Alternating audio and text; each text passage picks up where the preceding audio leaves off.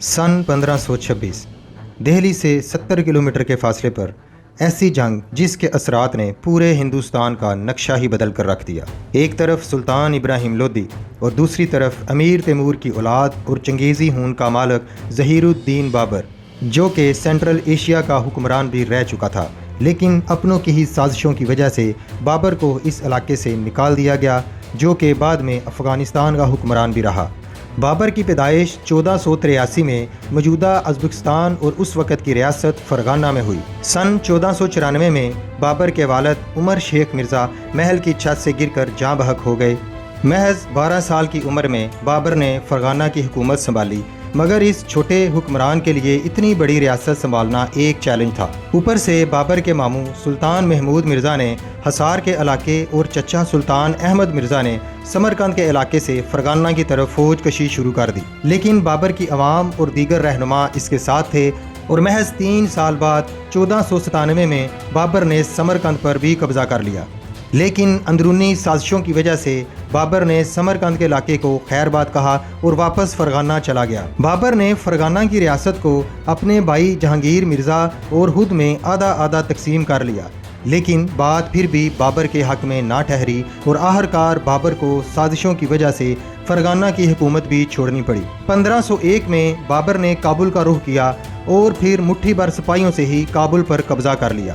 کابل میں قدم جماتے ہی بابر نے وہاں کافی اصلاحات کیں، باغات بھی لگائے، اور پھر 1507 میں بابر کے ہاں ہمایوں کی پیدائش ہوئی۔ اب بابر کے پاؤں کافی مضبوط ہو چکے تھے اور اسے جنگی تکنیک بھی آ چکی تھی۔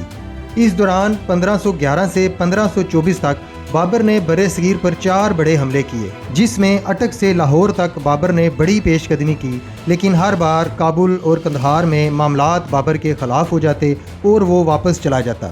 لیکن پھر سجا 1526 میں پانی پت کا میدان۔ پانی پت کی اس لڑائی سے پہلے ہی رانا سنگرام چتوڑ کے حکمران، جسے رانا سانگا کے نام سے جانا جاتا ہے، پہلے ہی بابر سے خط و کتابت کے ذریعے رابطہ میں تھا۔ اصل میں اسی نے بابر کو ہندوستان پر سلطان لودھی کے خلاف حملہ کرنے پر اکسایا تھا۔ بابر نے اس سے پہلے ہندوستان پر جو حملے کیے تھے، مگر اس وقت بابر کا ارادہ پورے ہندوستان پر حکومت کرنے کا نہ تھا۔ لیکن جب رانا سنگرام نے بابر کو ہندوستان پر باقاعدہ اور ایک منظم حملے کی دعوت دی اور اس بات کا بھی یقین دلایا کہ وہ بابر کی اس جنگ میں سلطان لودھی کے خلاف مکمل حمایت کرے گا، اور بدلے میں سنگرام عرف رانا سانگا نے ہندوستان کے چند علاقے بابر سے مانگ لیے۔ ان علاقوں میں دھول پور اور بیانہ کے علاقے شامل تھے، لیکن سلطان لودھی کی جنگ میں رانا سانگا نے اپنا وعدہ پورا نہیں کیا۔ بعد میں بابر نے ہندوستان میں پہلے دہلی اور پھر آگرہ کے علاقے بھی جب فتح کر لیے، تو رانا سنگرام نے جب بابر کو اس کا وعدہ یاد کروایا تو بابر نے بھی رانا سانگا کو طے شدہ معاہدے کو پورا نہ کرنے کی وجہ سے وہ علاقے رانا سانگا کو دینے سے انکار کر دیا۔ ظہیر الدین محمد بابر کے پاس اس جنگ میں 12,000 کا لشکر تھا، جبکہ دوسری طرف سلطان ابراہیم لودھی کے پاس 50,000 کا لشکر تھا۔ اس لشکر میں 1,000 ہاتھی لشکر کی ہیبت کو مزید 4 چاند لگا رہے تھے، لیکن بابر کی ایک عمر جنگ کرتے ہوئے گزری تھی۔ اس کے پاس جو جنگی چالیں تھیں، دشمن اس سے بے خبر تھا۔ اس نے اپنے 12,000 کے لشکر کو 3 حصوں میں تقسیم کیا اور ہر حصے کی حفاظت کے لیے ایسی رکاوٹیں کھڑی کی جنہیں پار کرنا لگ بھگ ناممکن تھا۔ ایک لشکری حصہ کو بابر نے پانی پت شہر کے پیچھے کھڑا کر دیا تاکہ سامنے سے دشمن حملہ نہ کر سکے، جبکہ دوسرے حصہ کے سامنے خندق کھود کر ایک مضبوط باڑ لگا دی۔ اسی طرح کلب کے لشکر کو بابر نے اس طرح کھڑا کیا کہ سامنے لکڑی کی بڑی بڑی دیواریں بنا دیں اور ان کے پیچھے تیر انداز اور بندوق باز کھڑے کر دیے، اور ان سب کے پیچھے اس وقت کے جدید ہتھیار توپ کو کھڑا کر دیا، جن کی تعداد 12 تھی، جبکہ ابراہیم لودھی کے پاس ایک بھی توپ نہیں تھی۔ یہاں پر یہ بتانا ضروری ہے کہ اس زمانے میں توپ کی اہمیت ایسے ہی تھی جیسے آج کا ایٹم بم۔ سلطان لودھی کی فوج جب پانی پت کے مقام پر پہنچی تو انہیں بابر کی حکمت عملی کا اندازہ نہ ہو سکا، بلکہ اپنے سامنے بابر کی کم تعداد کی فوج دیکھ کر سیدھا حملہ کرنے کو ترجیح دی، اور یہی سلطان لودھی کی سب سے بڑی غلطی تھی۔ پہلا حملہ سلطان لودھی نے ہاتھیوں کے ساتھ کیا، لیکن جیسے ہی ہاتھی توپوں کی زد میں آئے تو بابر نے توپوں کا منہ سیدھا ہاتھیوں کی طرف کھول دیا۔ توپوں کی گن گرج سے ہاتھی خوف زدہ ہو کر واپس بھاگے اور اپنے ہی سپاہیوں کو روندتے چلے گئے۔ جبکہ باقی کی رہی صحیح کسر تیر انداز اور بندوق بازوں نے پوری کر دی تو اس نے اپنی گھڑ سوار فوج کے ساتھ سلطان لودھی کے لشکر پر پوری قوت سے حملہ کر دیا۔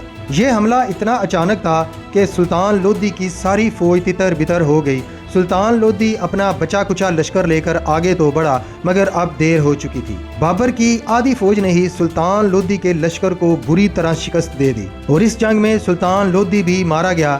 یہ جنگ صبح کے وقت شروع ہوئی اور دوپہر ہونے سے پہلے ہی ختم ہو گئی۔ سلطان لودھی کے مارے جانے کے بعد اس کی باقی کی بچی کچی فوج نے بابر کے آگے ہتھیار ڈال دیے اور پھر بابر وہ پہلا مغل بادشاہ بنا جس نے ہندوستان میں مغلیہ سلطنت کی بنیاد رکھی۔ اس جیت پر بابر نے پانی پت میں ہی ایک مسجد بنوائی جسے آج کابل باغ والی مسجد کہا جاتا ہے۔ بابر بڑے فاتحانہ انداز میں دہلی کی طرف بڑھا جبکہ اب اسے روکنے والا کوئی نہ تھا۔ سلطان لودھی کو شکست دینے کے بعد بابر نے خود دہلی جبکہ اپنے بیٹے ہمایوں کو آگرہ کی طرف پیش قدمی کرنے کو کہا۔ دہلی کے قلعہ پر ابھی تک لودھی خاندان کا ہی قبضہ تھا جبکہ ابراہیم لودھی کی والدہ قلعہ کے اندر موجود بچی کچی فوج اور دیگر سربراہان کو لیڈ کر رہی تھی۔ اس نے بابر کو قلعہ کے دروازے کھولنے کے بدلے چند شرائط پیش کی جن میں اس کے خاندان اور بچی کچی فوج کی زندگیوں کی ضمانت اور 7 لاکھ روپے نقد اور آگرہ کے باہر اپنی رہائش کے لیے محل، تمام عمرہ کے لیے جاگیریں بھی مانگی۔ بابر نے تمام شرائط منوعن تسلیم کر لیں اور یوں دہلی کا قلعہ بغیر کسی خون ریزی کے بابر نے فتح کر لیا۔ لیکن ابراہیم لودھی کی ماں بدلہ کی آگ میں مسلسل جل رہی تھی۔ اس نے بابر کو قتل کروانے کی سازشیں شروع کر دیں اور موقع پا کر بابر کے باورچی تک رسائی حاصل کر لی جس نے بابر کے کھانے میں زہر ملا دیا۔ بابر نے جب کھانا کھایا تو اسے فوراً محسوس ہو گیا کہ کھانے میں زہر شامل ہے۔ پہلے تو اس نے طبی امداد لی اور پھر حکم دیا کہ یہ کھانا جانوروں کو کھلایا جائے۔ بابر کے حکم پر 1 کتے اور 2 چیلوں کو وہ کھانا کھلایا گیا جس سے وہ ہلاک تو نہیں ہوئے، البتہ زہر کی وجہ سے ان کی حالت غیر ہو گئی۔ بعد ازاں تفتیش ساری بات کھل کر بابر کے سامنے آ گئی۔ زہر دینے کی سازش میں شامل باورچی اور 2 عورتوں کو بھی گرفتار کیا گیا اور پھر بابر نے انہیں عبرت کا نشان بناتے ہوئے ہاتھی کے پیروں تلے کچل ڈالا۔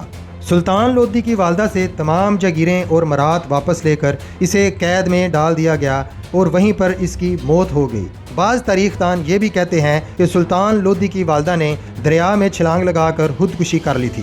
بہرحال جو بھی ہو، بابر اب ہندوستان کا شہنشاہ بن چکا تھا اور یہ وہی بابر تھا جسے فرغانہ سے نکالنے کے بعد اپنی ماں اور چند وفاداروں کے ساتھ جنگلوں اور صحراؤں کی ہاک چھاننا پڑی تھی۔ دہلی سے آگرہ کی طرف پیش قدمی کرتے وقت بابر کو معلوم ہوا کہ اس کے بیٹے ہمایوں کو کوہ نور ہیرا تحفہ میں دیا گیا ہے اور یہ ہیرا گوالیار کے راجہ کے پاس تھا۔ اس ہیرے کی قیمت اس وقت بابر نے خود آدھی دنیا کی دولت کے برابر لگائی تھی۔ جب یہ ہیرا ہمایوں نے اپنے باپ کو پیش کیا تو بابر نے کوہ نور ہمایوں کو واپس سونپ دیا۔ آج یہ ہیرا برطانیہ کی ملکہ یا بادشاہ کے تاج کی زینت بنتا ہے۔ بابر ہندوستان پر قبضہ تو کر چکا تھا مگر یہ تو ابھی شروعات تھی۔ اب شہنشاہ ہندوستان کو بہت ساری بغاوتیں کچلنے کے لیے مزید کارروائیاں کرنا باقی تھیں۔ ایسے میں رانا سانگا جو پہلے تو بابر کے ساتھ تھا لیکن بعد میں اس نے بابر کے خلاف جنگ کا اعلان کر دیا اور اپنے ساتھ لودھی خاندان اور ارد گرد کے راجاؤں کو جمع کر کے بابر کے خلاف ایک بڑا لشکر تیار کر لیا۔